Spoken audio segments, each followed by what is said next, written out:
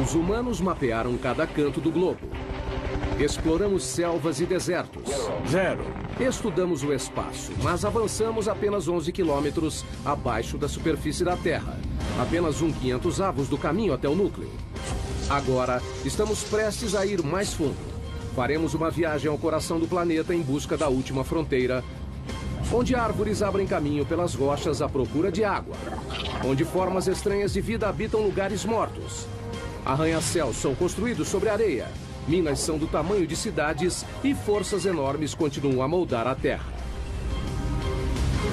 Vamos nos unir a cientistas, engenheiros e aventureiros, enquanto investigam, exploram e desafiam os mistérios subterrâneos. Em uma viagem ao centro da Terra. Chegar ao centro da Terra exige uma viagem de 6.400 quilômetros por 3 camadas subterrâneas distintas. A primeira é a crosta terrestre, uma camada superficial frágil com apenas 32 quilômetros de profundidade. Imagine a Terra sendo um ovo cozido. Na verdade, proporcionalmente, os continentes são 3 vezes mais finos que a casca do ovo e a crosta oceânica é quase 10 vezes mais fina. A crosta guarda muita coisa dentro dessa profundidade relativamente rasa. Sobrepõe-se zonas de carvão, água, sal, ouro, prata, petróleo. O mais interessante para nós que vivemos na superfície da Terra é que ou plantamos algo ou extraímos. Então, grande parte do nosso mundo vem do subsolo de diversas formas. Abaixo da crosta fica uma camada mais grossa, o manto, com 2.900 quilômetros de rocha derretida em movimento. Sob o planeta, há uma região extremamente agitada de rocha derretida, com pressão e temperatura alta. A mais de 3.780 graus Celsius, o manto está em agitação constante, rachando a crosta acima em grandes placas chamadas tectônicas. Essas placas agem moldando a Terra como em nenhum outro planeta. As placas que se movem centímetros por ano podem se juntar ou se separar com resultados incríveis. Temos vulcões em erupção na superfície, terremotos e ainda conseguimos sobreviver nesse equilíbrio delicado. Por incrível que pareça, vulcões são fonte de riqueza e fertilidade. São os vulcões que trazem nutrientes e materiais para a superfície da Terra. E é por isso que temos os solos férteis. É de onde vêm os recursos minerais e é como se formam. 2.900 quilômetros abaixo, no núcleo externo, o ferro derretido guarda a chave para a nossa sobrevivência. Um campo magnético para o planeta que nos protege da radiação solar. Precisamos do campo magnético terrestre por causa da força intensa do nosso Sol. Por fim, alcançamos o núcleo interno, o ambiente natural mais mortal da Terra. E quando chega ao centro da Terra, a pressão é 3.600.000 vezes maior que a da superfície. É o suficiente para pegar essa rocha de granito e diminuir seu volume pela metade. Nossa incrível viagem começa a poucos centímetros abaixo de nós. Se retirarmos a camada superior da Terra, encontraremos um mundo de insetos. Nenhum tão difundido quanto o da formiga. Esse ninho deve ser bem grande. Formigas construíram incontáveis ninhos sob a superfície de todos os continentes, exceto na Antártica. Dá pra ver formigas saindo por cima. Parece que algumas delas carregam larvas. Formigas existem há 120 milhões de anos. São anteriores a dinossauros como o tiranossauro. Dividiram a Terra com estegossauros e tricerátops. São 140 mil formigas para cada humano. Eu não conheço outro inseto social que seja tão difundido. É uma sociedade que se estende por trechos imensos do ambiente terrestre. Formigas são rápidas. A velocidade delas é equivalente a um humano correndo a 65 km por hora. E são fortes. Podem levantar até 20 vezes o próprio peso, como um homem adulto levantando um carro. Mas o que mais fazem é construir ninhos. Surpreendentemente, uma tarefa crucial para os humanos. Os ninhos ajudam o ar e a água a penetrar no solo, mantendo-o fresco e fértil.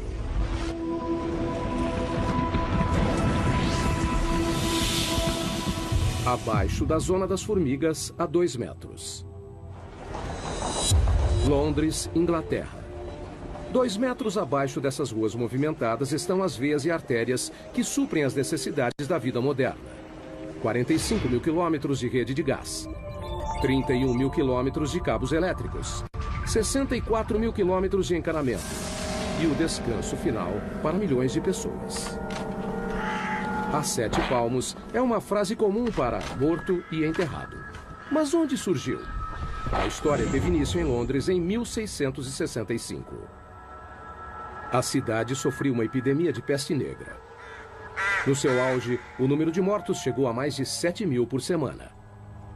O prefeito de Londres tentou impedir a propagação da infecção e ordenou que as sepulturas das vítimas da peste tivessem pelo menos 7 palmos de profundidade. Acreditava-se que os mortos poderiam infectar as pessoas saudáveis. Então, enterrar os corpos a 2 metros parecia fundo bastante para conter a doença. Mais tarde, as pessoas descobriram que a peste era transmitida através das pulgas e ratos pretos. No final, o surto de 1665 causou cerca de 72 mil mortes. 1 em cada 6 moradores de Londres. A cidade foi poupada apenas no ano seguinte, quando o grande incêndio de Londres acabou com todos os ratos. Mas a tradição da profundidade da sepultura foi espalhada pelo mundo.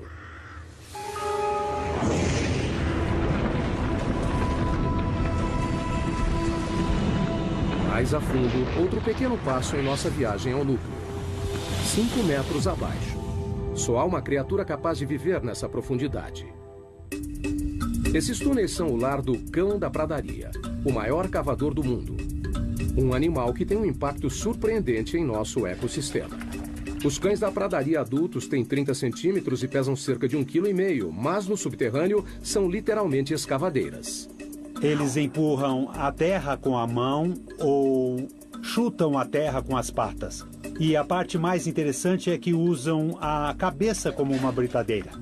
Uma toca pode ter 5 metros de profundidade e mais de 90 metros de comprimento. É maior que um campo de futebol. E também incrivelmente complexa. O projeto incorpora um sistema de condicionamento de ar sofisticado. 2 entradas de diferentes alturas criam um vácuo parcial que puxa o ar pela entrada mais baixa e empurra para fora pela mais alta. Então, a toca é um sistema bem complicado. Eu acho que não existe outro animal que tenha um sistema tão complicado. Essas pequenas criaturas têm uma importância inesperada para outros animais. Muitos outros animais dependem dos cães da pradaria para sobreviver. Por exemplo, essas tocas têm um impacto importante no modo como a água e os nutrientes circulam no ecossistema da pradaria. A grama com elas é mais nutritiva. O terreno se beneficia com a presença de cães da pradaria. A escavação traz ar para o solo e os dejetos ajudam a fertilizá-lo. No início de 1800 havia 400 milhões de cães da pradaria, mas os fazendeiros os viam como peste e atiravam os e envenenavam. Hoje existem menos de 100 milhões. Péssima notícia para as áreas onde vivem. Eles não fazem mais parte do ecossistema da pradaria como faziam antes, há 200 anos, porque não há número suficiente para povoarem o local e terem o impacto que precisamos. Então teremos mais corujas buraqueiras, os bisões irão se alimentar, as salamandras também. Por um lado, eles não estão ameaçados, mas o ecossistema da pradaria, como deveria ser e como era há 150 anos, esse está ameaçado. A próxima parada na nossa viagem ao núcleo é a 15 metros. Aqui, em muitos lugares do mundo, formas de vida superiores desaparecem. A terra dá lugar a rochas. Começamos a encontrar carvão. O carvão se formou há cerca de 300 milhões de anos. Foi um processo único. O clima era mais quente e úmido do que hoje. Um grande pantanal dominava as regiões equatoriais da Terra. Com a queda de árvores e apodrecimento da vegetação no solo pantanoso, sedimentos sobrepostos foram comprimidos em rochas. Hoje, o carvão gera 1/3 da eletricidade do mundo. 7 bilhões de toneladas por ano são produzidas mundialmente. As maiores minas de carvão estão na China, Rússia e Estados Unidos. Só o estado da Pensilvânia produz 1% do fornecimento mundial. 1.500 pessoas viviam na cidade de Centralia, na Pensilvânia. Era uma pequena comunidade idílica. A gente andava de uma ponta a outra e conhecia todos na cidade. Era um jeito bom de viver. Hoje é uma cidade fantasma. Tudo por causa de um terrível acidente. Em 1962, uma queima de lixo foi iniciada propositalmente em um aterro ao lado do cemitério da cidade. Eles queriam limpar o aterro e colocaram fogo lá. Ele se espalhou por uma abertura que levava aos labirintos profundos das minas, velhas minas de carvão abandonadas que passam abaixo da Centralia. Alcançando uma profundidade de 15 metros, o fogo atingiu cerca de 180 hectares, o tamanho da Baixa Manhattan. E não parou por aí. O que alimenta o fogo é o carvão antrácito, rico em carbono e de combustão lenta. Muito bem, se olhar para a orientação da rocha, do leito de rocha, vai ver que se inclina neste sentido, indicando a tendência de um vale sinclinal. E na região do carvão antrácito, a maioria do carvão é encontrada nesse vale. Queimando a 650 graus Celsius, o ponto de fusão do alumínio, o fogo consumiu o solo e a rocha até não restar mais fundações.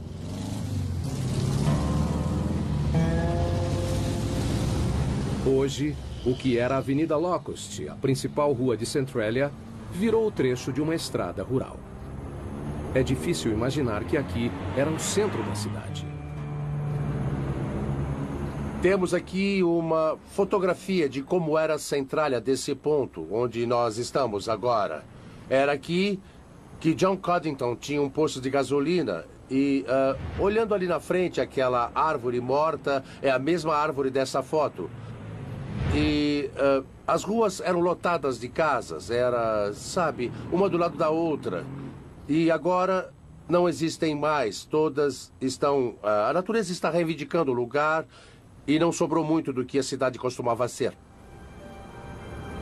Essa casa, na Avenida Locust, do outro lado do posto de gasolina, pertencia a Bob Gadinsky. Em 1977 era uma única casa que minha esposa e eu adorávamos demais. Ficava em uma comunidade que era extremamente unida. Mas como pode ver hoje, não há nada além do mato que cresceu. Com o passar dos anos, o fogo ficou mais forte, mais ousado, chamuscando a paisagem, carbonizando as árvores, tudo do subsolo. Além do calor e da fumaça, o fogo emitia gás nocivo, como ainda faz até hoje. Tem monóxido de carbono, dióxido de carbono, sulfeto de hidrogênio e dióxido de enxofre. Então não é recomendável respirar este ar por causa desses gases que estão presentes. Quando as ruas começaram a se desintegrar, o governo federal interveio. Em 1984, o Congresso financiou uma evacuação voluntária. A maioria dos cidadãos de Centralia se mudou para nunca mais voltar. Era preocupante viver em cima do desastre. A gente se sentia preso. Eu estava preocupada com a segurança das crianças, então procurei sair o mais rápido possível. O fogo subterrâneo venceu. De 15 para 150 metros subterrâneos. Agora a terra já deu lugar ao leito de rocha. Essa é a zona de construção. A camada onde a maioria dos grandes projetos de construção do mundo toma forma. Como os metrôs. Existem 52 sistemas ferroviários subterrâneos no mundo. O mais extenso fica em Xangai, na China, com 420 quilômetros de trilhos, 55 quilômetros a mais que o de Nova York. Mas o túnel de metrô mais profundo é o de São Petersburgo, na Rússia, a 104 metros, quase à altura da Estátua da Liberdade. Antigamente os túneis eram cavados assim, ou assim. Agora eles usam isso. A tuneladora, também conhecida como tatuzão. A tuneladora foi usada pela primeira vez em 1956 para cavar o túnel de esgoto do rio Humber, em Toronto. A máquina tem 120 metros de comprimento. A cabeça de corte tem 15 metros de diâmetro e gira 3 vezes por minuto para escavar a rocha. Um feixe de laser a mantém no caminho. Conforme as tuneladoras avançam, anéis de aço e lajes de concreto são instalados. Como uma fábrica móvel. Ela corta a rocha à frente e deixa um túnel finalizado para trás. A tuneladora é o segredo por trás de alguns dos maiores túneis do mundo, como o túnel base de São Gotardo, que liga a Suíça e a Itália através da cordilheira mais alta da Europa, os Alpes. Em seu lugar mais profundo, o túnel está a 2,5 km abaixo dos picos da cordilheira. Com 58 quilômetros, é o túnel ferroviário mais comprido do mundo. A construção começou em 1996. Foram utilizadas 4 tuneladoras que perfuraram 2 túneis paralelos simultaneamente dos 2 lados, através de 24 milhões de toneladas de rocha. Demorou 14 anos, mas, em outubro de 2010, o projeto foi finalizado. Antes, os caminhões levavam 4 horas para chegar de Zurique, na Suíça, até Milão, na Itália. O túnel diminuiu o tempo de viagem em 90 minutos.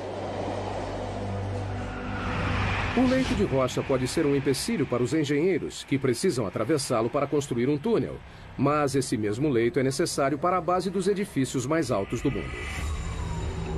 Nova York, cidade dos arranha-céus mais antigos e famosos do mundo. Para manter esses prédios monstruosos em pé, engenheiros ancoraram as fundações no leito de rocha, montaram uma plataforma e construíram por cima. Na verdade, o horizonte de Manhattan espelha o leito de rocha abaixo. O método de ancoragem sustenta diversos arranha-céus, incluindo o prédio mais alto do mundo. O Burj Khalifa, em Dubai, tem 823 metros de altura, com uma fundação de 50 metros de profundidade. Mas um arranha-céu pode ser construído onde não há um leito de rocha? É um desafio que os engenheiros enfrentam na próxima parada de nossa viagem. 115 metros no subsolo, embaixo de um dos edifícios mais altos do mundo. O Petronas Towers, em Kuala Lumpur, Malásia. Incrivelmente, essas imensas torres de concreto e vidro não ficam no leito de rocha, mas sim na areia. Nunca construa casas da areia. Bom, provamos que casas podem ser feitas da areia com as técnicas de engenharia certas. A construção começou em 1996. Os 2 edifícios foram projetados com 88 andares, 460 metros de altura. Cada um pesaria em torno de 300 mil toneladas. No começo, a ideia era colocar as fundações em leito de rocha, mas análises revelaram que a rocha abaixo do local de construção se curvava acentuadamente para baixo, como um penhasco subterrâneo de quase 185 metros.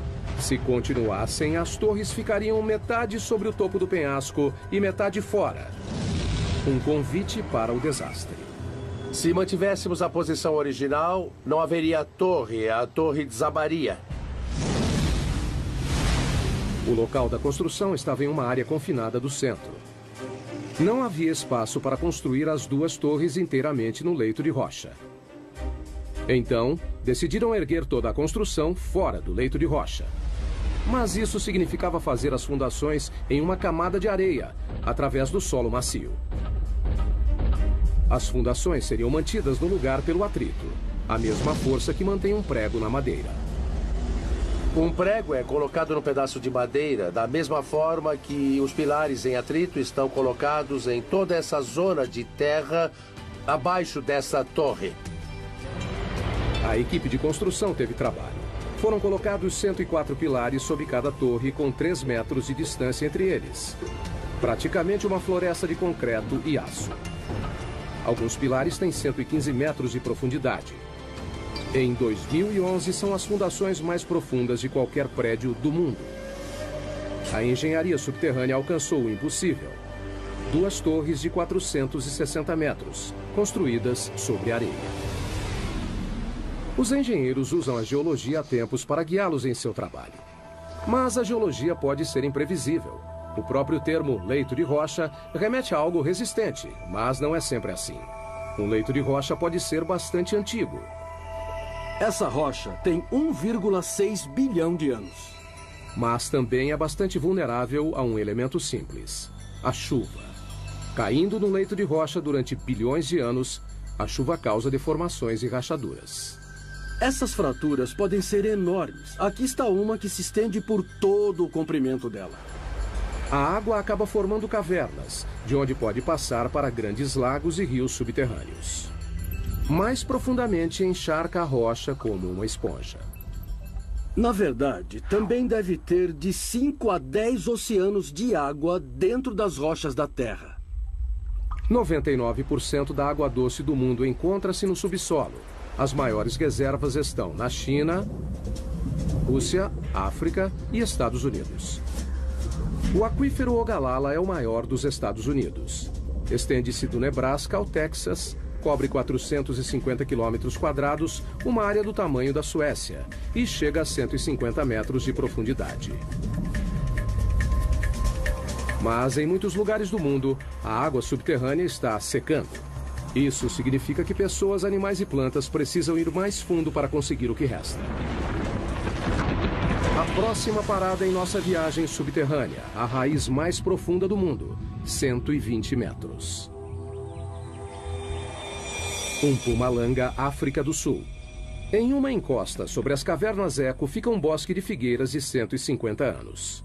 Elas sobreviveram a um duplo desafio: crescer em rochas e sem nenhuma fonte de água aparente. Quando olha isso, parece que saiu do Senhor dos Anéis. Raízes e rochas normalmente não se misturam. Árvores geralmente crescem em solo fértil, mas o clima aqui é árido. Não há chuva durante metade do ano. As figueiras precisam de 23 litros de água por dia para sobreviver e até quebram rochas para conseguir. As raízes são geneticamente programadas para saber que a água se encontra abaixo delas. A ponta da raiz libera um tipo de lubrificante chamado mucilagem para suavizar a passagem da raiz. Conforme cresce, a raiz procura rachaduras e pontos fracos nas rochas. Figueiras contam com uma única raiz mestra para encontrar água. Essa vai bem fundo. A pergunta é: quanto? Bom, lá vamos nós, descendo para as profundezas da Terra. Quanto mais fundo, mais difícil, não é? Não é maravilhoso o que a Mãe Natureza faz? Só para procurar água? Puxa, essa raiz está meio esquiva. Tomara que a gente encontre alguma coisa mais na frente. Finalmente, Burroughs vê algo. Nossa, finalmente. A 37 metros de profundidade está o primeiro sinal de uma raiz de figueira. Demora 70 anos para a raiz chegar nessa profundidade. E quando encontra a umidade, a viagem acaba. Até o final da raiz, a profundidade é 120 metros. Estamos vendo as raízes mais profundas do mundo. Nesse momento tem água aqui. Tem água sendo bombada abaixo da minha mão até a árvore. O caminho todo até a superfície. Depois dos mamíferos subterrâneos, túneis artificiais e da raiz mais profunda, entramos na área dos minerais. As rochas são feitas de minerais. A humanidade extrai as riquezas minerais da Terra há mais de 40 mil anos. Mas o que fazer com uma mina que atingiu o fim da vida útil? Algo bem inesperado. É o que a próxima parada dessa viagem revela. Sala, Suécia. 150 metros de profundidade. Desde 2006, uma antiga mina de prata é o local da suíte de hotel mais procurada do mundo. Apesar de decorada com prata e com uma sala de jantar exclusiva, o banheiro mais próximo fica na superfície. E a temperatura ambiente é de 4 graus. A mina de prata, que hoje abriga um quarto, foi fechada em 1908. Durante 400 anos, os mineiros cavaram 40 mil toneladas de rocha, principalmente com as mãos. No século XVI, essa era a mina mais importante da Suécia. Hoje, o legado dos mineiros é visto nos túneis e cavernas que se estendem na escuridão por 20 quilômetros. O grande interesse turístico pela mina deu a ideia da suíte de hotel. As pessoas vêm aqui só para ter uma ideia do passado. A prata existe há 4,6 bilhões, desde a origem do sistema solar. Foi formada a partir de partículas minerais lançadas no espaço pela explosão de estrelas. capturadas no turbilhão de poeira dos planetas embrionários. Fundidas em pepitas puras pelo calor e água do subsolo. Hoje, a prata é extraída na Austrália, China, Europa e nas Américas, somando 20 mil toneladas por ano. Em Sala, a água que ajudava a criar a prata da mina ainda está lá. Metade da mina é cheia de água. Enquanto a mina funcionava, bombas levavam a água para ser filtrada. Mas isso acabou. Essa mina inundada contém cerca de 5 milhões de litros, o suficiente para encher 25 mil banheiras.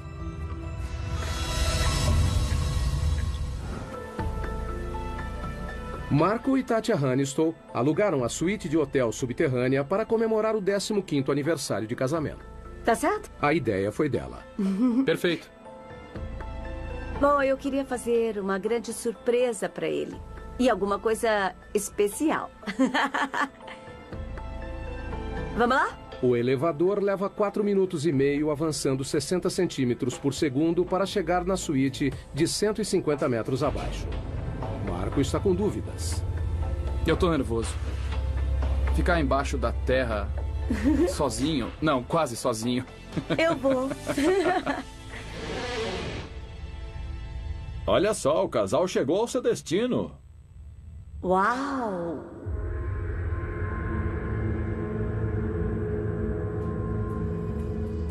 Ai, isso é maravilhoso. Quando o casal senta para jantar, Marco ainda está um pouco apreensivo. Maravilha, agora só tenho que ter coragem para dormir. Mas no fim ele consegue passar a noite. Uma noite inesquecível. A água subterrânea é o maior agente para mudanças no subsolo. Ela não só reage quimicamente com os minerais para criar metais como a prata, mas também pode literalmente derreter a rocha. Cidade da Guatemala 2010. Um estrondo repentino, queda de alvenaria. Quando a poeira baixou, a única coisa que restou foi um buraco enorme. Com 30 metros de profundidade e 20 metros de largura, um quarteirão inteiro desapareceu. A cidade da Guatemala é construída sobre calcário poroso. O fluxo de água subterrâneo dissolveu a rocha, deixando somente uma camada superficial frágil, que poderia ceder a qualquer momento. Inacreditavelmente, o desabamento tirou apenas uma vida. Mas já é o segundo grande buraco na cidade em 3 anos. As dolinas, como são chamados, são assustadoras e às vezes mortais, mas alguns podem fornecer muitos dados científicos.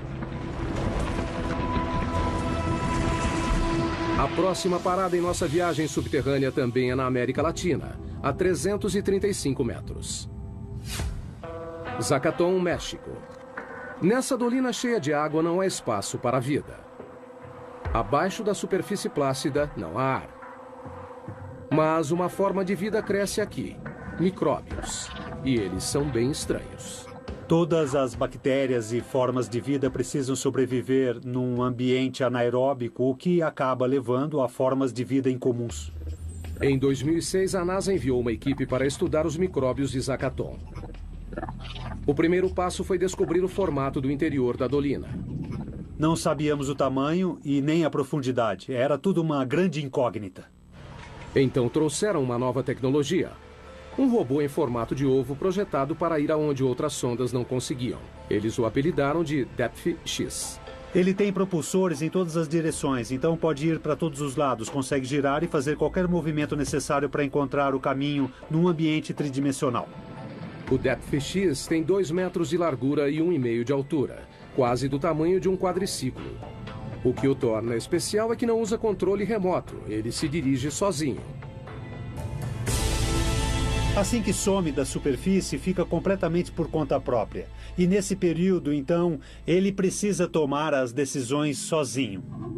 Para enxergar, o robô depende do sonar, uma tecnologia desenvolvida no início do século XX para emitir ondas sonoras potentes pelas paredes e o chão da dolina. Como um morcego voando em uma caverna escura, o robô cria um mapa em 3D, atualizado e contínuo em sua memória. A habilidade do Depth-X em pensar por conta própria foi algo pioneiro na engenharia robótica. para poder mapear, para coletar uma amostra ou voltar para a superfície são escolhas que dependem somente dele. Depois de 50 mergulhos, o Depth X conhecia cada centímetro do lugar.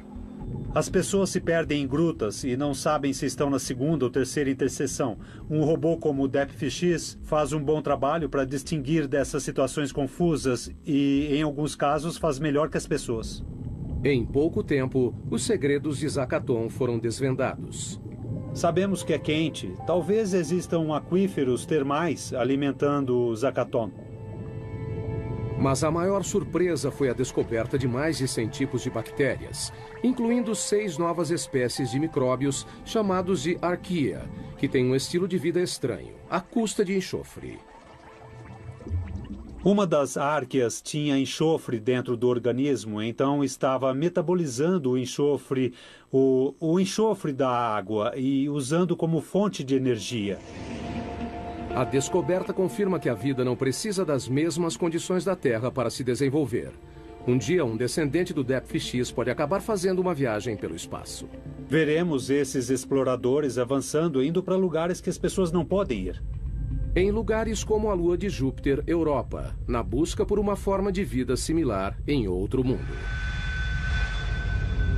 Há muitas dolinas na América Latina, principalmente no México. Só na província de Yucatán há mais de 3.000 delas. Algumas contêm água, outras não. Mas nenhuma delas pode ser comparada à nossa próxima parada da viagem. O poço vertical mais profundo do mundo, a Caverna das Andorinhas.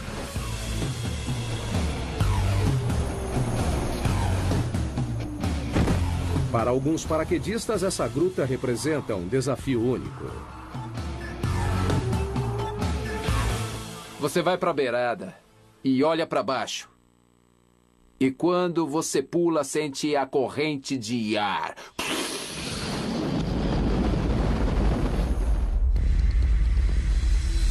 430 metros de profundidade. 40 metros de diâmetro no topo, que se abre para 2 hectares no fundo. O poço tem as mesmas dimensões do Empire State. A Caverna das Andorinhas recebe esse nome por causa das aves que fazem ninhos em suas paredes superiores. Milhões delas saem ao amanhecer e voltam ao anoitecer. Mas o que é fácil para os pássaros é difícil para um paraquedas. A posição e a noção de tempo são tudo. No subterrâneo, os paraquedistas correm o risco de ficar desorientados. Quando salta para o subterrâneo, as paredes te cercam. Vai encarar uma parede o tempo todo. O paraquedista tem 6 segundos e meio para puxar a corda. Se demorar mais, não haverá tempo do paraquedas abrir. A queda é de 37 metros por segundo. Acertar o chão nessa velocidade é como bater o carro contra uma parede de tijolos a 130 km por hora. Mas e para voltar à superfície? Nós prendemos em uma corda de resgate amarrada a uma manivela e podemos subir 2 paraquedistas em 10 minutos. Daí repetimos tudo. Seguindo em direção ao centro da Terra, estamos em busca de minerais. Nossa próxima parada, a maior mina de sal do mundo em Ontário, Canadá. A mina Sifton, a 550 metros. O sal é uma espécie de rocha composta de sódio e cloro. É tudo o que restou do oceano que uma vez cobriu a Terra. Por causa das mudanças climáticas, ele evaporou. Um adulto normal precisa consumir uma colher de chá por dia ou corre o risco de ficar doente, em coma e até morrer. Então, não é surpresa que as primeiras minas de sal tiveram início há mais de 14 mil anos, onde hoje é a Áustria. Em todo o mundo, mineiros extraem 260 milhões de toneladas por ano. As maiores jazidas estão na China, Rússia e Canadá. A mina Sifton foi aberta em 1959 e fica a 530 metros abaixo da cidade de Goderich, em Ontário, e se estende por baixo do lago Huron. A maioria das minas consiste em túneis pequenos sustentados por vigas e pilares chamados de escoras. Sifto parece mais uma cidade subterrânea. Suas vastas cavernas cobrem mais de 7 quilômetros quadrados, quase o tamanho do centro de Manhattan. Tem até suas próprias lojas e escritórios. O teto baixo diz aos mineiros que estão próximos do alvo, onde estas serras enormes entram em ação. Nós escavamos túneis com 4 metros de altura e 20 de comprimento. As lâminas de 3 metros cortam as rochas enquanto giram 1.500 vezes por minuto. O ar fica denso com a poeira. O barulho é ensurdecedor, mas está prestes a aumentar ainda mais. Eles vão perfurar e explodiremos o local de 18 metros de largura por 18 de altura. São cavernas enormes.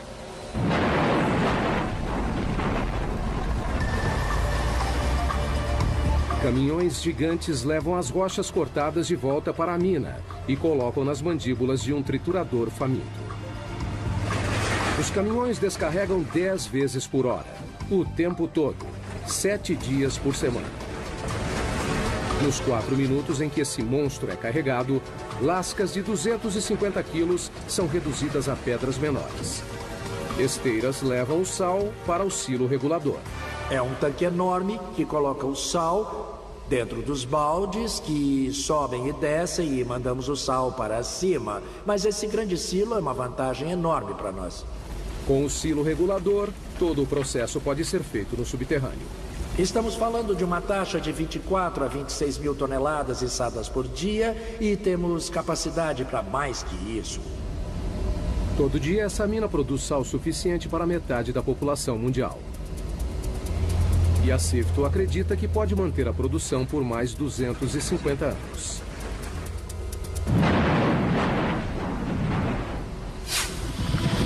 Nossa próxima história nos leva a 180 metros abaixo da mina Sifto, uma outra mina de sal em Sondershausen, Alemanha. Essa mina recebe um evento atlético diferente. A maratona mais profunda do mundo. Corrida subterrânea. Esse pessoal é louco. Correr uma maratona subterrânea é uma experiência muito diferente de correr na superfície. A gente não se sente livre. Na floresta sente o vento e todo o resto, mas no subterrâneo não. As condições são extremas. Veja a temperatura, por exemplo. A cada 18 metros abaixo da crosta, a temperatura aumenta meio grau. O motivo disso vem de 4,6 bilhões de anos, a origem da Terra. A mistura de gases e partículas em espiral que formaram o planeta incluía poeira cósmica radioativa. Depois de comprimida em rocha, sua energia radioativa foi liberada na forma de calor, que continua até hoje. Trabalhar nessas condições pode ser difícil. Correr pode ser ainda mais complicado. A uma profundidade de 730 metros, os corredores subterrâneos lidam com um calor de 27 graus. É muito quente. Parece o inferno. 40% de umidade. O ar não é muito bom. Aqui embaixo, acho que esse é o pior problema. E um percurso difícil. A corrida é executada em um circuito desigual que sobe e desce 215 metros em cada volta. Quando leva um tombo aqui, pode se machucar muito feio. Em uma maratona normal, os pés ficam 0,2 de segundo no chão. Com a fadiga, ficam mais tempo no chão. Na mina, quanto maior o contato, maior o risco. Tá vendo isso aqui? É escorregadio. Precisamos de tênis com uma boa sola, como essa que é grande, mas eu acho que podia ser maior. Eu acho que travas seria muito bom. Ter cravos. Ou cravos. Embaixo. Inevitavelmente, o terreno traiçoeiro faz uma vítima. Quebrou? Não dá pra saber. Por que maratonistas correriam em condições tão perigosas é um mistério. Mas se perguntar para eles, dirão a mesma coisa. É emoção, é a corrida mais difícil do mundo. Eu acho que quem pode dizer que correu uma maratona 600 metros abaixo da terra? Depois de passar metade do dia no subterrâneo, os maratonistas estão livres para voltar à superfície. A temperatura quente, o ar seco e as duras condições foram temporários. Mas para 33 mineiros chilenos em 2010, sair não foi tão fácil. O teto do túnel desabou e os prendeu a 730 metros, a mesma profundidade da maratona. Os mineiros suportaram um calor de 27 graus, o ar denso com pó de rocha, escuridão e isolamento. Eles nem tinham certeza de que sairiam de lá. A entrada do resgate teve que ser aberta através de uma rocha vulcânica chamada basalto, famosa por deslizamentos repentinos. Temendo provocar um novo desabamento, equipes de todo o mundo usaram tecnologia moderna para cavar a entrada do resgate. Foi um processo lento. Depois de 69 dias, todos os 33 mineiros foram resgatados. Foi um dos maiores resgates de minas de todos os tempos. Estamos nos aproximando do local mais profundo em que um humano já esteve. Esse é o laboratório científico mais profundo do mundo. É bem movimentado aqui. O Observatório de Neutrinos de Sudbury, ou Snow Lab, está a 2 quilômetros abaixo do centro de Ontário. 2 experimentos estão em andamento. Um deles está na fase final de comissionamento. 3 experimentos grandes estão em construção. Os cientistas estão à procura de algo que só pode ser visto a 2 quilômetros abaixo da superfície. Partículas minúsculas de matéria cósmica, chamadas neutrinos. Tão pequenas que 200 cetilhões deles caberiam em um grão de areia. São 200 com 24 zeros. Não é uma surpresa que os neutrinos sejam fracos. Elas são partículas incrivelmente leves e, normalmente, passariam pela Terra completamente despercebidas. Cientistas descobriram os neutrinos em 1956. Estão em todo lugar do universo. Para detectar algo tão pequeno, precisa filtrar e excluir os raios gama, os raios X e a radiação ultravioleta que constantemente bombardeiam a Terra do espaço.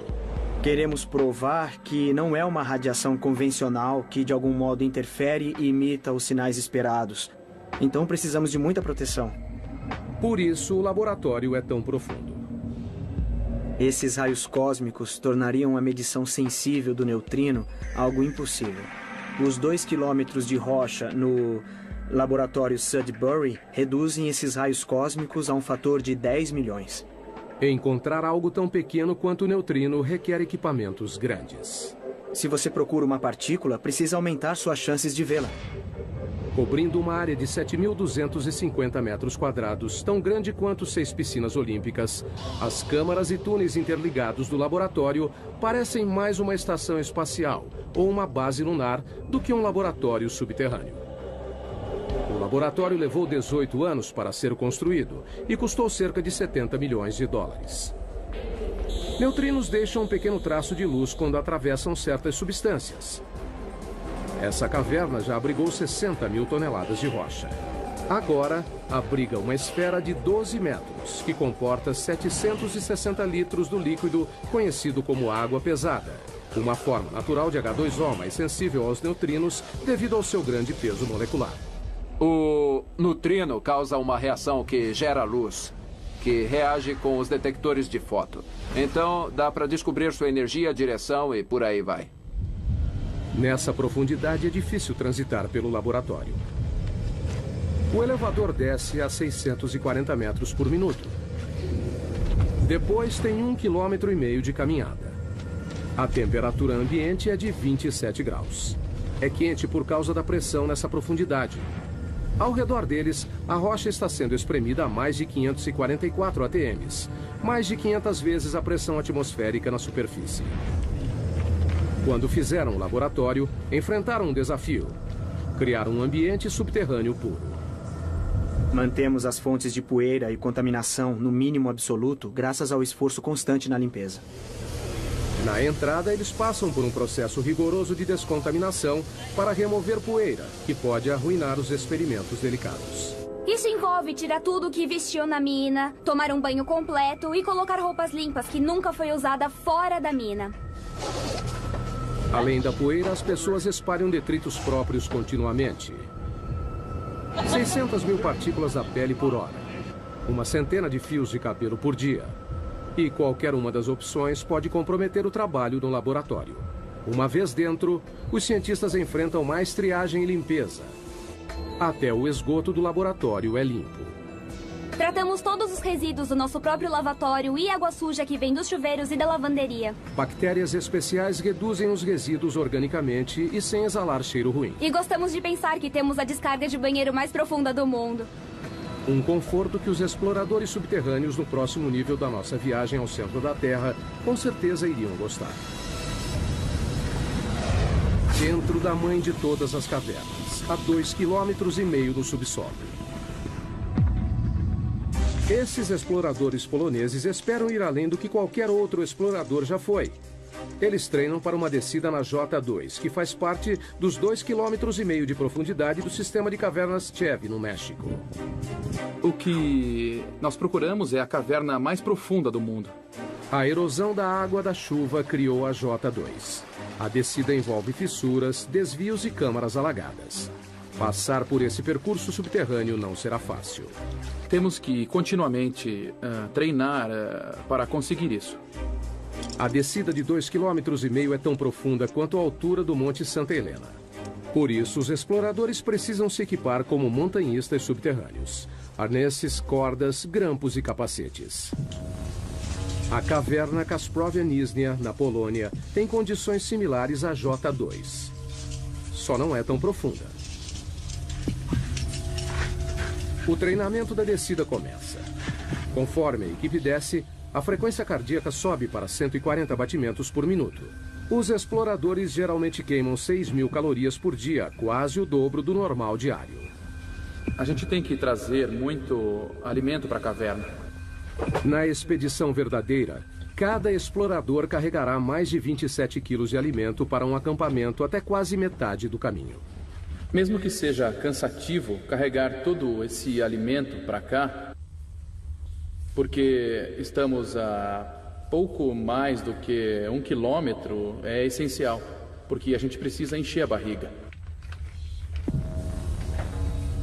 Os exploradores adoram entrar no subterrâneo. Quanto menor e mais apertado, melhor. Para mim é como um parquinho.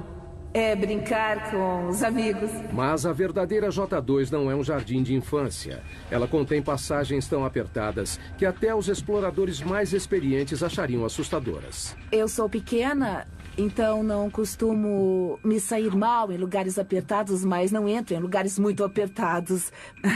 Eu acho que odiaria isso.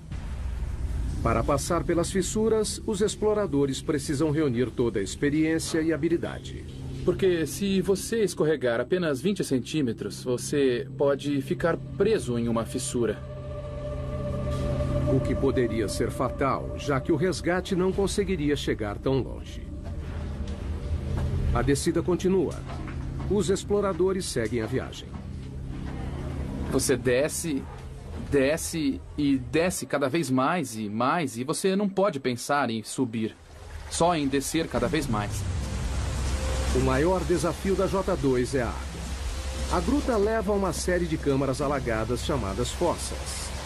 São 3 dias rastejando, pulando, escalando e descendo para chegar nesta passagem alagada, cheia de água, onde você precisa usar o equipamento de mergulho e então o jogo começa. Se chover enquanto estiverem no subterrâneo, a equipe corre o risco de ficar presa. Na última expedição, a J2, 2 equipes ficaram presas nessa caverna. Mas com o avanço do treinamento, uma volta para o México é uma perspectiva que ainda deseja. Nossa equipe era de 6 pessoas, nós descobrimos a entrada, então sinto como se fosse nossa caverna. A essa profundidade há ar e água, mas não há luz do sol. Por isso, os exploradores não costumam encontrar muita vida. Então, cientistas que procuram pistas sobre a origem da vida na Terra devem ir mais além. No fundo do mar. Aonde quer que vá, no fundo do oceano, vai encontrar água que carrega vida microbiana. No litoral de Vancouver, na Colômbia Britânica, o submergível Alvin faz o mergulho. Pensamos nos estudos como nossas missões da Apollo. Alvin é um mini submarino de águas profundas de 16 toneladas e 7 metros de comprimento. Ele leva uma equipe de 3 pessoas a 2,5 km de profundidade na busca por micróbios gerados do interior da Terra. Os micróbios não se parecem com nada da superfície. 75%, no mínimo, do conteúdo genético dessas vidas nós não conseguimos reconhecer. É isso que o Alvin procura. Água quente saindo debaixo do leito do mar, que é rica em micróbios. Estamos começando a entender que eles existem, só não entendemos direito exatamente como. Essas aberturas podem atingir temperaturas de 400 graus Celsius. São resultado do movimento das placas tectônicas. O litoral de Vancouver fica sobre a placa Juan de la Fuca, uma das mais de 12 placas que estão em constante movimento. Quando as bordas das placas se afastam, criam fissuras gigantes no leito do oceano. A água é sugada, aquecida no subsolo e então liberada por aberturas no fundo do oceano em um ciclo contínuo, trazendo os micróbios com ela. A equipe de Katrina não faz ideia de até onde existe vida dentro da crosta. Essa é uma das coisas mais surpreendentes. Não sabemos até onde há vida. Para descobrir, estão instalando sensores conhecidos como rolhas, em uma área de 3.240 quilômetros quadrados do leito do mar, 2 vezes maior que o tamanho da cidade de Los Angeles. As rolhas de 2,5 metros são equipadas com monitores de pressão e temperatura. Foram colocadas em posição 460 metros abaixo do leito do mar, num total de 3.200 metros da superfície. O objetivo é rastrear o caminho da água quente dentro da crosta terrestre. Temos que entender o fluxo da água, quais os tipos de micróbios que existem lá. É só seguir a água que encontrarão micróbios. As riquezas minerais do planeta regem a maior parte da economia mundial. Quanto mais raro, mais os mineiros cavarão para encontrá-lo. Tautona, África do Sul. Viajando a 16 metros por segundo, os mineiros levam 1 hora para descer os 3.000 metros até o fundo da mina mais profunda do mundo. A missão: achar ouro. O ouro é formado a partir da poeira cósmica, de um modo parecido com a prata, só que é mais raro. Menos de 200 toneladas foram extraídas desde o início dos registros históricos. A produção da Tautona, de 12,5 toneladas por ano, fornece metade da oferta mundial de ouro. Assim que o elevador abre, um sopro de vento quente recebe os mineiros. A essa profundidade, a temperatura ambiente é de 54 graus Celsius, mais quente que um dia de verão no Vale da Morte. Um sistema de ar-condicionado enorme abaixa para 28 graus. Ainda quente, mas suportável.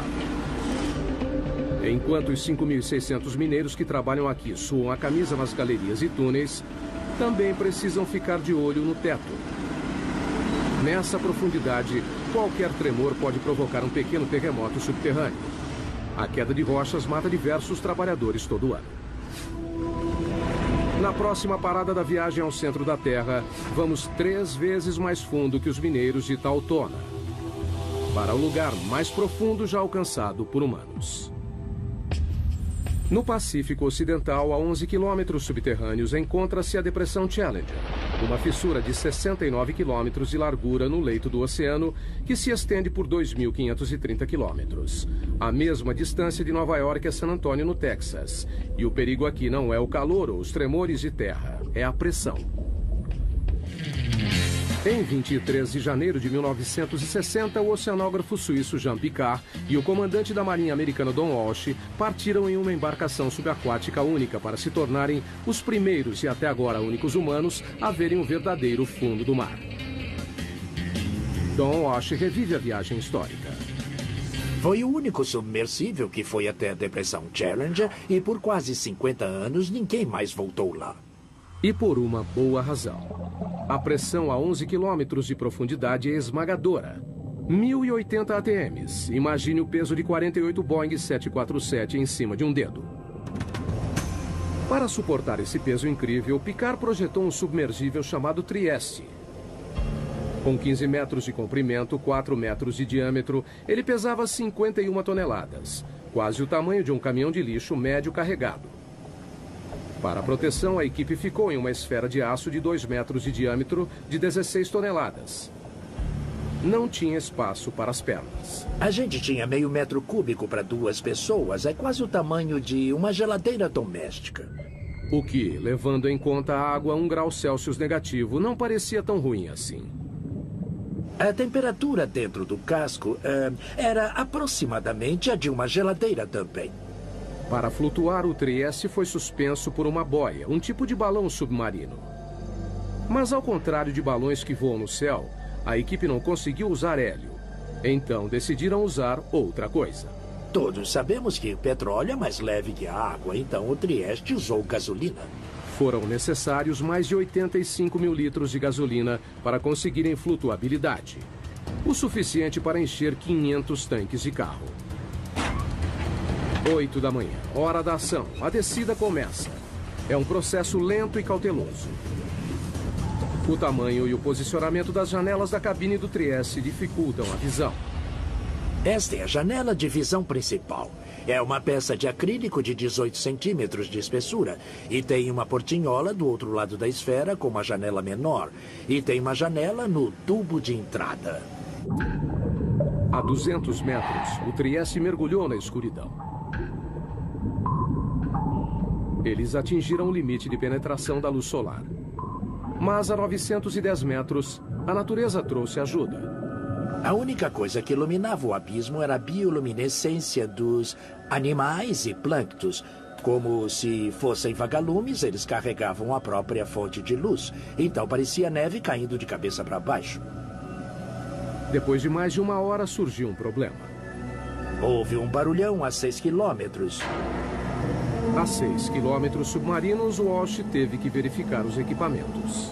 Ouvimos o barulho, checamos todos os medidores internos e parecia tudo bem, então continuamos o mergulho. Mas então ele viu algo. Olhei pelo vidro da portinhola e vi uma rachadura assim na janela. A equipe estava a 1 passo da morte certa.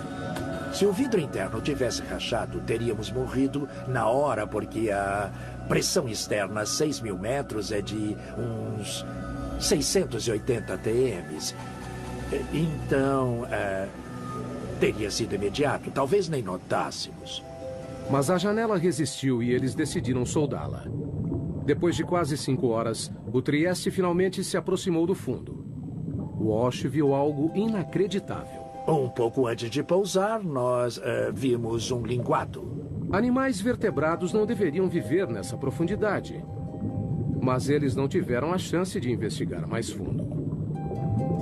Assim que pousamos, uma nuvem enorme de sedimento subiu e só baixou depois de 20 minutos. A lama do fundo do mar os cegou. Foi como estar numa tigela de leite. Eles não tiveram escolha. A gente não via nada, não dava para tirar fotos e a lama não baixava. Decidimos voltar para a superfície. Para permitir que o Trieste fizesse a viagem de volta, Walsh controlou o peso soltando o lastro. A gente tinha 2 barris de lastro cheios de bola de aço e no fundo do barril tinha um eletroímã. Com o ímã acionado, as bolas ficaram no barril. Desligamos a força elétrica e elas desceram. Ao apertar um botão, o Trieste começou a voltar para a superfície. E entrou para a história. 11 quilômetros é o limite para a exploração humana. Atravessamos mais de 1/3 da crosta terrestre.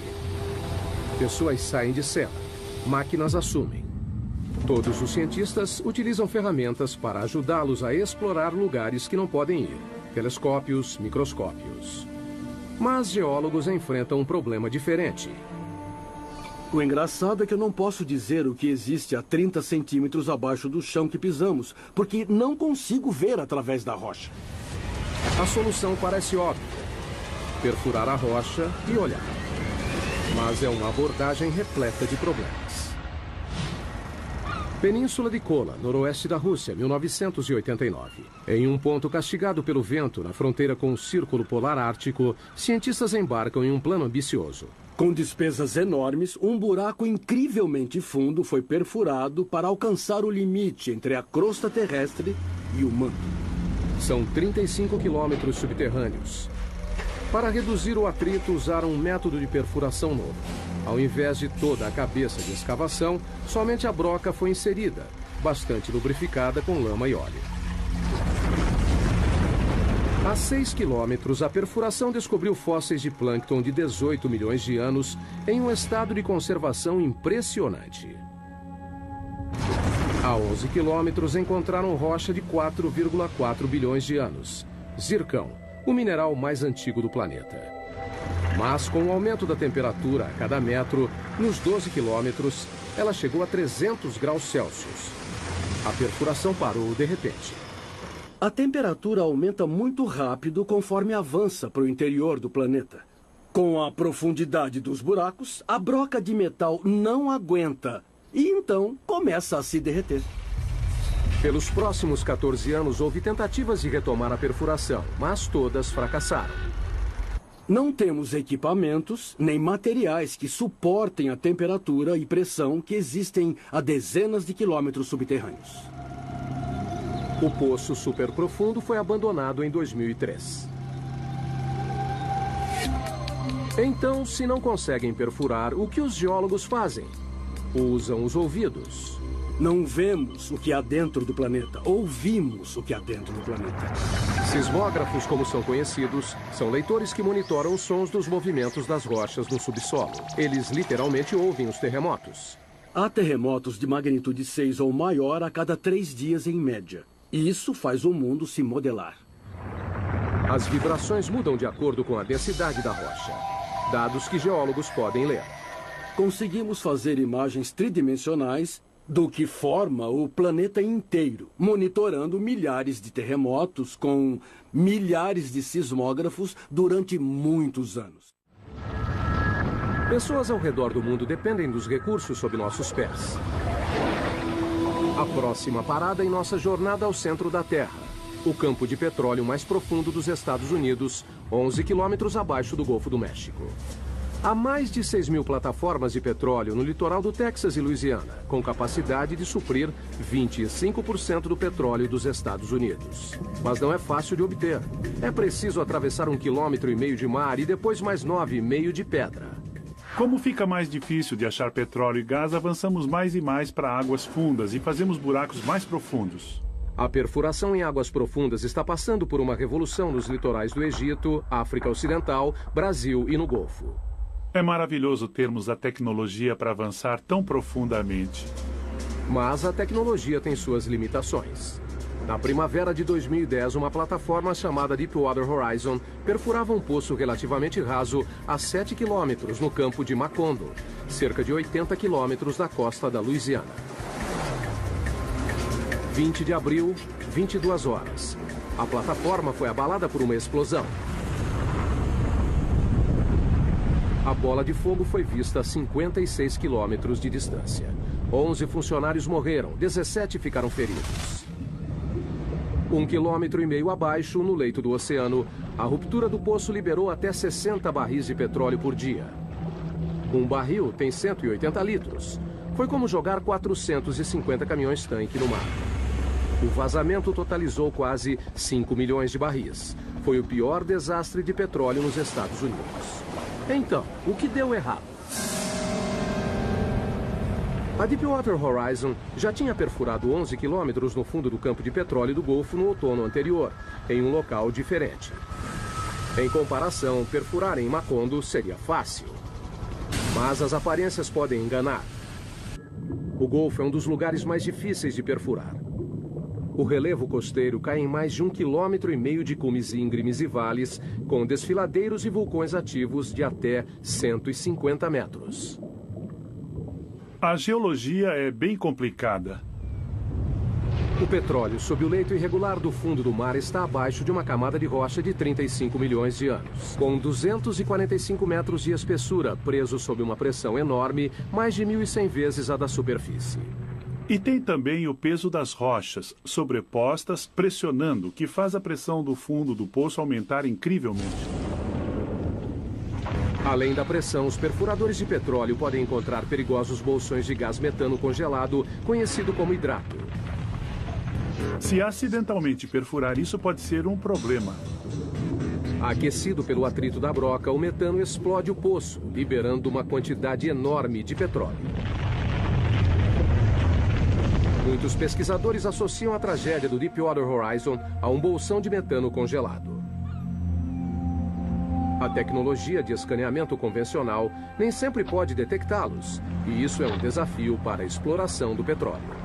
E ninguém sabe a quantidade existente porque é muito difícil conseguir uma imagem sísmica. Agora, os exploradores estão usando uma nova geração de sensores de fundo do mar para ajudá-los a detectar o gás congelado antes de se tornar uma ameaça. Literalmente, nós o descemos pela lateral do navio e ele afunda até o leito do oceano, usando uma âncora de concreto pesada, e fica lá por vários dias ou até vários meses. Ao contrário do sismógrafo padrão, este sensor não mede as ondas sonoras geradas pelo movimento tectônico da Terra. Ao invés disso, detecta eletricidade. Medimos as propriedades eletromagnéticas do leito do mar, a condutividade elétrica. A eletricidade vem do campo magnético da Terra. Quando encontra a radiação do Sol na atmosfera superior, gera uma corrente mundial dentro da crosta, que alcança o núcleo externo da Terra. Mas ela é fraca. Medimos menos de 1 nanovolt no fundo do oceano. Os sinais que nos interessam são pequenos. A corrente passa por diferentes rochas dependendo da facilidade com que conduzem ou resistem à eletricidade. Ao medir essa corrente, os sensores fornecem uma imagem mais detalhada do que há na rocha, fazendo a distinção entre um bom condutor, como a água, e um mau condutor, como o petróleo. O que é bom porque gastar 100 milhões de dólares perfurando um poço de água salgada é perda de tempo. Como o petróleo, o hidrato de metano também tem baixa condutividade, mas existe a pouca profundidade abaixo do leito do mar. Para encontrá-lo, é preciso dar um choque na Terra. E é isso que esse instrumento que está na minha frente vai fazer. Eles o chamam de SUSI, da sigla em inglês para Instrumento Aquático de Energia Elétrica. Ele usa uma fonte de 2.000 volts com corrente de até 500 amperes. Um mini-raio, 5 milhões de vezes mais forte que a dose necessária para matar um ser humano. Nós descemos com um cabo de reboque atrás dos navios de pesquisa, muito próximo do leito do mar. Alimentamos com energia e ele gera uma corrente elétrica que é injetada na água por uma antena. E então eles medem o resultado. Uma leitura superficial que mostra uma rocha resistente à eletricidade pode significar que ela contém bolsões de hidrato. Só o tempo poderá dizer se o escaneamento eletromagnético ajudará a reduzir os riscos de explosões em campos de petróleo submersos. Enquanto isso, a técnica está sendo cada vez mais usada por cientistas. É como examinar uma panela de sopa fervendo e ver tudo o que está acontecendo. E revela muitas coisas sobre o movimento das rochas no interior da Terra. Com as imagens de alta resolução dos sismógrafos, podemos perceber pequenos detalhes do que acontece no interior do planeta, coisa que realmente não era possível há 10 ou 20 anos. Estamos quase na metade do caminho pela costa. Cerca de 5 quilômetros mais fundo do que qualquer ser humano já foi. Não é um lugar muito agradável. Aqui a temperatura da rocha é de 480 graus, quente o bastante para derreter vidro. A pressão é de 1.500 ATMs. E estamos à procura de terremotos. Em todo o mundo, as placas tectônicas se chocam e se curvam contínua e lentamente. Uma média de 2,5 cm por ano. Quase a velocidade do crescimento das unhas. Mas na superfície, esse movimento pode ter um impacto devastador. Janeiro de 2010, Porto Príncipe, Haiti. Um terremoto de magnitude 7 balançou a cidade. O choque principal durou apenas 10 segundos, mas os tremores continuaram por 2 semanas. Nessa parte. Aqui, ó. No final, 230 mil mortos. Quase 300 mil edifícios destruídos. E 2 milhões de desabrigados. Foi o 4º pior terremoto da história. Terremotos têm o potencial para ser o tipo de desastre natural que é o mais catastrófico. No Haiti, a linha de falha que causou essa devastação tinha apenas 64 quilômetros de comprimento e se moveu 2 metros. Ainda assim, os tremores desencadearam forças inimagináveis. Existe muita energia armazenada na Terra quando a onda vem até a superfície. O choque ondulou no solo como um cobertor, em ondas de até 4 metros de altura. Quando atingiu a superfície, a onda se concentrou, refletiu e então voltou. Portanto, a intensidade da onda nesse local deve ter sido o dobro. Esse é o Centro de Pesquisa em Terremotos da Universidade da Califórnia, em Berkeley. Aqui, cientistas trabalham destruindo coisas. Esses são alguns modelos de teste de colunas de canto e pode ver que estão bastante danificadas. Essas pilhas de entulho são restos de testes de laboratório. O fruto do trabalho científico para criar o edifício perfeito à prova de terremotos. Cientistas descobriram que se um terremoto acontece uma vez, ele se repetirá no mesmo local. Não é uma questão de ser, mas de quando. Simulação. Na Califórnia, infelizmente, temos terremotos com bastante frequência e por isso nós queremos estar preparados para o próximo. As opções são se mudar ou se proteger. Simulação. Nós temos que nos preparar para os terremotos com projetos melhores. Durante um terremoto, o movimento mais perigoso não é para cima e para baixo, mas de um lado para o outro. Aqui, ó, nessa parte. Este engenheiro trabalha em um projeto para deixar as paredes mais resistentes aos movimentos laterais mortais que derrubam edifícios. Criamos um tipo de conexão aqui, então ela faz a transferência da carga lateral. Esses painéis são ligados por chapas de aço que recebem a tensão. As placas podem quebrar sem que a parede desabe. Os painéis são uma mistura de concreto e fibras de aço para os tornarem mais flexíveis e menos quebradiços. Foram projetados para serem danificados. A equipe de Berkeley usa uma variedade de equipamentos para submeter novos projetos a lentos processos de destruição. Este enorme bloco de concreto tem 8 metros de comprimento e 7,5 de altura. Pesa 300 toneladas. Há muita energia latente presa em toda essa estrutura. Quando esses 4 cilindros hidráulicos empurram o bloco, eles transferem a energia para as estruturas em teste. Nesse caso, as estruturas são as colunas e vigas semelhantes à de um arranha-céu. Ninguém sabe qual será o resultado. É a primeira vez que testamos algo desse tipo. O objetivo é levar tudo ao limite.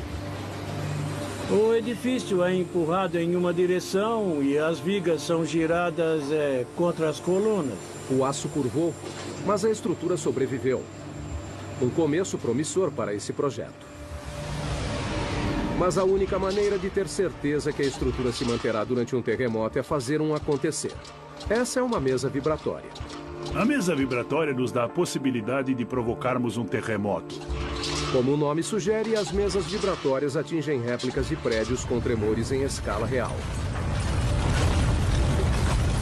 Assim, nós podemos simular 6 tipos de movimento. A mesa pode balançar para frente e para trás, inclinar, ir para cima e para baixo, para os lados, para representar o que aconteceria em um terremoto. O objetivo não é analisar por que os prédios caem, mas por que continuam em pé. Uma das coisas que queremos ser capazes de fazer é prever quando uma estrutura desabará completamente ou desabará parcialmente. Os terremotos já mataram milhões. Mas o movimento tectônico que os causam também faz parte do ciclo mundial, que é crucial para a saúde do planeta Terra. A vida humana não teria se desenvolvido sem as placas tectônicas. As placas tectônicas criam terras, e sem elas, a superfície seria um imenso oceano. Nem existiriam animais terrestres. O ciclo da criação de terras praticamente deixa o planeta de cabeça para baixo. Isto é um homonoide, um fóssil do que viveu no fundo do leito do oceano. O que é notável nesta pedra é que apareceu na base do Monte Everest. E as forças envolvidas devem ter sido enormes e incríveis para trazer este pequeno homonoide do fundo do mar até um local bem alto do planeta.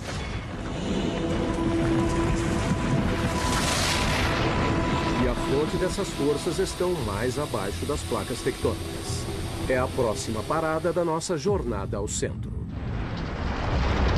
35 quilômetros abaixo está o manto. Uma vasta região com 2.900 quilômetros de profundidade que compreende 70% da massa do planeta.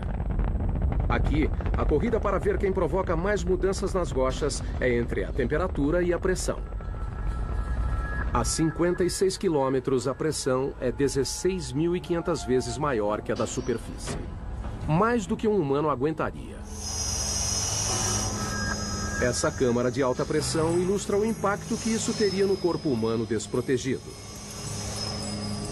Logo, ficaria impossível de respirar, com os pulmões contraídos e a implosão das costelas. Com mais 3 quilômetros a 59 de profundidade, a pressão reduziria nossos ossos a pó. Mas a temperatura também sobe, graças à liberação de energia radioativa do manto. O calor de 980 graus é capaz de amaciar as rochas. Elas começam a se transformar em magma. Magma é o que acontece quando a rocha atinge a temperatura de fusão e vai do estado sólido para o líquido. Ela pode atravessar grandes distâncias de terreno quando é expelida para a superfície da Terra. Enquanto percorre a superfície, o magma se mistura com uma série de substâncias que o tornam ainda mais volátil. Magma é a combinação fascinante de rocha derretida e gases dissolvidos, como água e dióxido de carbono. Logo abaixo da superfície, o magma se acumula em lacunas e vácuos nas rochas, que os cientistas chamam de câmaras. A câmara mais profunda detectada até hoje fica 33 quilômetros abaixo de Oahu, Havaí. A maioria tem menos de 10 quilômetros. As câmaras lentamente se enchem de magma. Com o aumento da pressão no subterrâneo, o magma é forçado em direção à superfície. Uma hora o ponto de ruptura é atingido. O resultado, erupção vulcânica. Uma das imagens mais poderosas do interior da Terra é dos poucos lugares onde o interior vem para a superfície, como no vulcão. 500 milhões de pessoas no mundo vivem bem perto de um vulcão. Uma única erupção pode ser catastrófica. Vulcões podem subir bem depressa e, em alguns casos, levaram dezenas de milhões de anos para serem criados. Acontecem sem aviso, chegam a 530 graus e é quase impossível de serem parados. Abril de 2010. O vulcão Eiffel entra em erupção na Islândia. Liberou 99 milhões de metros cúbicos de cinzas, o bastante para encher 40 mil piscinas olímpicas. Uma nuvem de cinzas de 9 quilômetros foi para o ar. Espalhou-se por mais de 1.800.000 quilômetros quadrados, maior que a área do Alasca. A erupção provocou uma paralisação de 6 dias dos aviões em todo o hemisfério norte e segurou mais de 1 milhão de passageiros por dia. Os serviços voltaram ao normal depois de 1 mês. Estamos chegando ao núcleo externo em nossa jornada ao centro da Terra.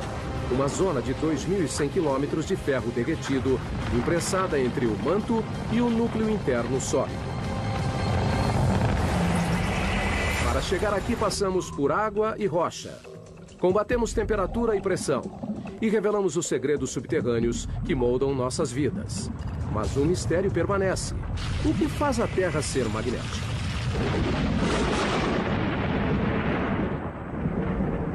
O campo magnético da Terra se estende por 72 mil quilômetros no espaço. Ele protege o planeta da força total da radiação solar.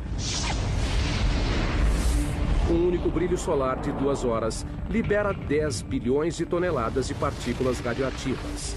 Energia suficiente para abastecer os Estados Unidos por 10 mil anos ou evaporar nossa atmosfera. Sem o campo magnético para bloqueá-las, as partículas solares acabariam com a vida na Terra. Precisamos do campo magnético da Terra por causa da força intensa do nosso Sol. O campo se origina do núcleo externo rico em ferro. A próxima parada da nossa jornada, 2.900 quilômetros subterrâneos. A temperatura aqui é de 4.420 graus, quente o suficiente para vencer a rigidez e derreter o ferro. Quando o ferro se desloca, de alguma maneira, gera eletricidade. Cientistas a chamam de efeito dínamo. O efeito dínamo se refere à produção de campos magnéticos por movimento. Mas como a movimentação de ferro fundido abaixo da superfície gera um campo magnético, é um dos grandes mistérios da Terra. Não sabemos realmente como essa turbulência na movimentação de metal líquido dá origem ao dínamo. São apenas movimentos aleatórios. Essa esfera gigante pode fornecer respostas. É um modelo mecânico da Terra. Parte de um experimento da Universidade de Maryland que tenta descobrir por que a Terra é magnética. A esfera tem 9 metros de diâmetro, pesa 23 toneladas e tem rotação de até 130 km por hora. Nós tentamos conseguir a velocidade verdadeira e, assim, tentar imitar as condições de um planeta. O núcleo externo é feito principalmente do mesmo material da esfera: ferro, um bom condutor elétrico. O núcleo interno é magneticamente fraco. Ninguém sabe por quê. Mas como um dínamo gigante, o movimento em torno dele cria um campo magnético. Claro que Lathrop não pode reproduzir as condições reais do núcleo externo. Não podemos chegar ao centro, então não dá para ver como acontece diretamente. Mas ele acredita que pode chegar perto. Para obter os resultados, ele precisa encher a esfera com 3.217 litros de um líquido. Até agora, só usou água. Mas planeja usar sódio líquido fervente. O sódio é inflamável. Temos que ser bem cuidadosos com os riscos de incêndio. Mas além do ferro fundido, é o único material que pode fazer o trabalho. O sódio tem a vantagem de fundir a uma temperatura relativamente baixa e é um excelente condutor comparado ao ferro líquido. A esfera é o mais novo de uma série de experimentos. Começamos a construir experimentos do tamanho da mão, depois de uma bola de basquete, depois, sei lá, bolas de ginástica. Esse foi o maior até hoje. Mas até agora, assim como o campo magnético da Terra, o resultado do experimento ainda é uma incógnita. Nenhum dos experimentos anteriores geraram o próprio campo magnético, mas temos todos os ingredientes necessários para conseguir o dínamo.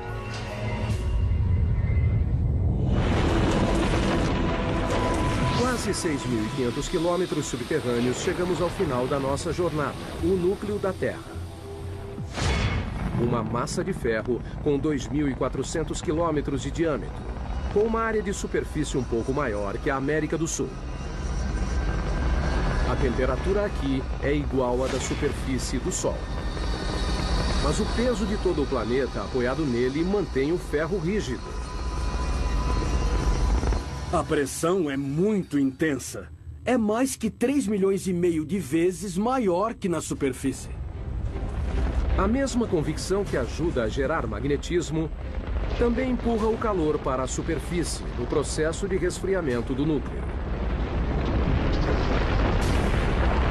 Quando a temperatura cai, o núcleo solidifica lentamente. Um dia, não haverá mais rocha derretida para criar o campo magnético. Mas o Sol já terá se extinguido, acabando com a Terra antes desse dia chegar.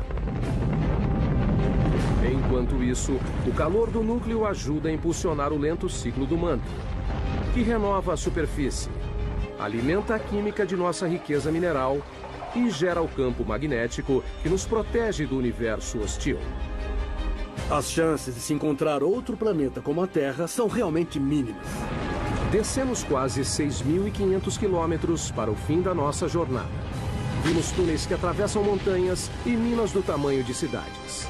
Passamos por fogo e inundação, terremotos, vulcões, pressão esmagadora. E descobrimos o segredo mais profundo da Terra. É o que acontece no subterrâneo que mantém o planeta vivo. Temos um mundo de insetos, nenhum tão difundido quanto o da formiga. Esse ninho deve ser bem grande. Formigas construíram incontáveis ninhos sob a superfície de todos os continentes, exceto na Antártica. Dá pra ver formigas saindo por cima. Parece que algumas delas carregam larvas. Formigas existem há 120 milhões de anos. São anteriores a dinossauros como o tiranossauro. Dividiram a Terra com estegossauros e tricerátops. São 140 mil formigas para cada humano. Eu não conheço outro inseto social que seja tão difundido. É uma sociedade que se estende por trechos imensos do ambiente terrestre.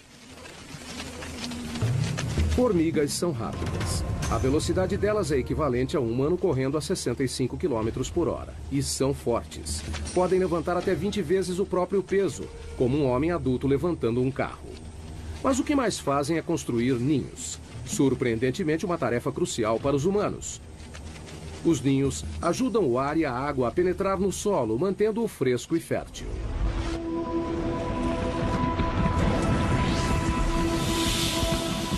Abaixo da zona das formigas, a 2 metros.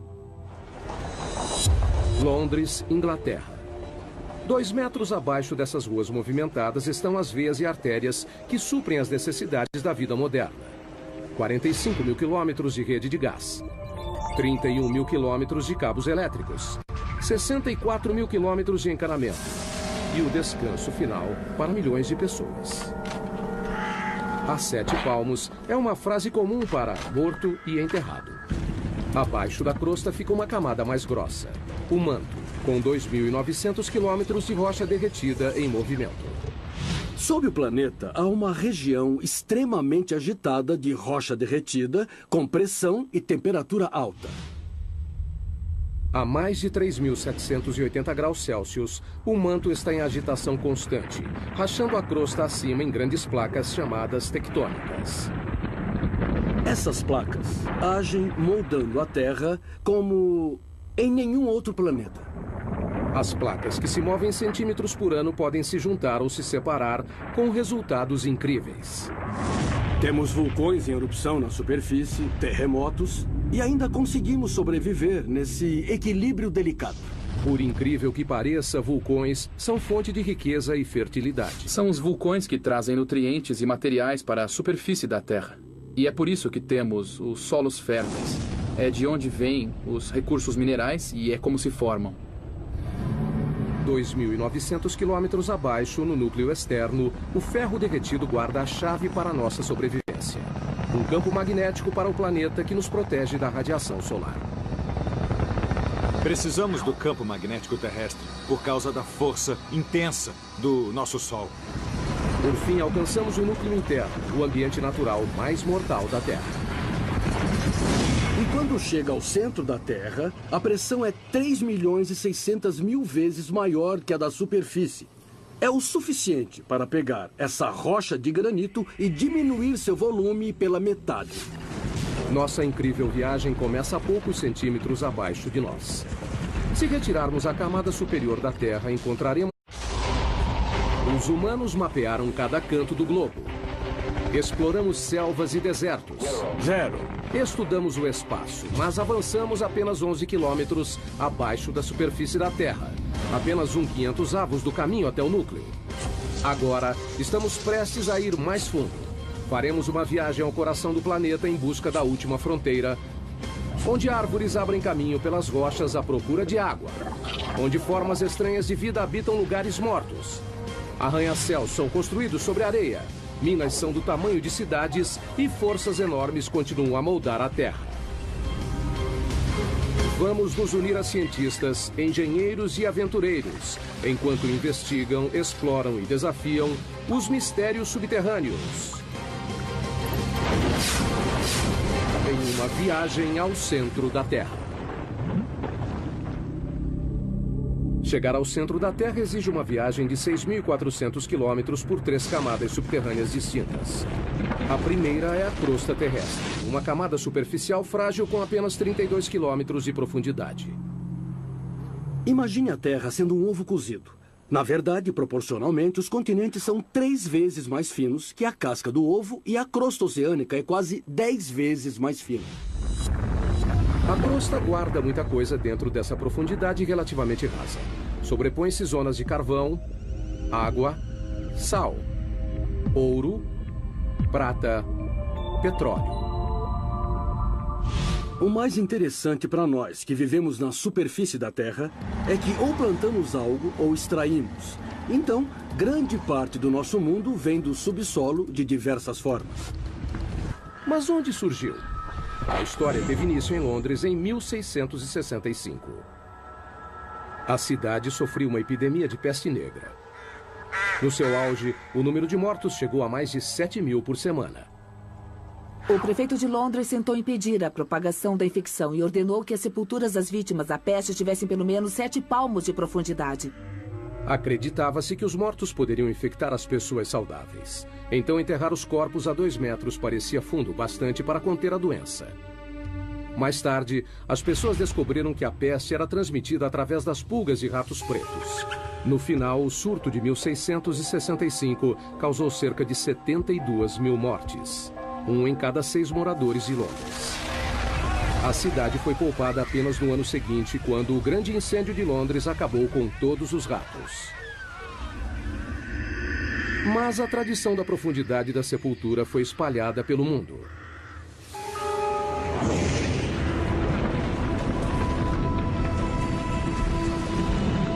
Mais a fundo, outro pequeno passo em nossa viagem ao núcleo. 5 metros abaixo. Só há uma criatura capaz de viver nessa profundidade. Esses túneis são o lar do cão da pradaria, o maior cavador do mundo. Um animal que tem um impacto surpreendente em nosso ecossistema. Os cães da pradaria adultos têm 30 centímetros e pesam cerca de 1,5 kg, mas no subterrâneo são literalmente escavadeiras. Eles empurram a terra com a mão ou chutam a terra com as patas.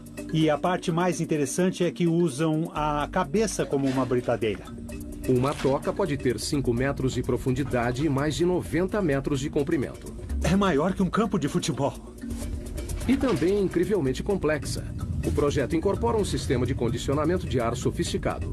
2 entradas de diferentes alturas criam um vácuo parcial que puxa o ar pela entrada mais baixa e empurra para fora pela mais alta. Então, a toca é um sistema bem complicado. Eu acho que não existe outro animal que tenha um sistema tão complicado. Essas pequenas criaturas têm uma importância inesperada para outros animais. Muitos outros animais dependem dos cães da pradaria para sobreviver. Por exemplo, essas tocas têm um impacto importante no modo como a água e os nutrientes circulam no ecossistema da pradaria. A grama com elas é mais nutritiva. O terreno se beneficia com a presença de cães da pradaria. A escavação traz ar para o solo e os dejetos ajudam a fertilizá-lo. No início de 1800 havia 400 milhões de cães da pradaria, mas os fazendeiros os viam como peste e atiravam-os e envenenavam. Hoje existem menos de 100 milhões. Péssima notícia para as áreas onde vivem.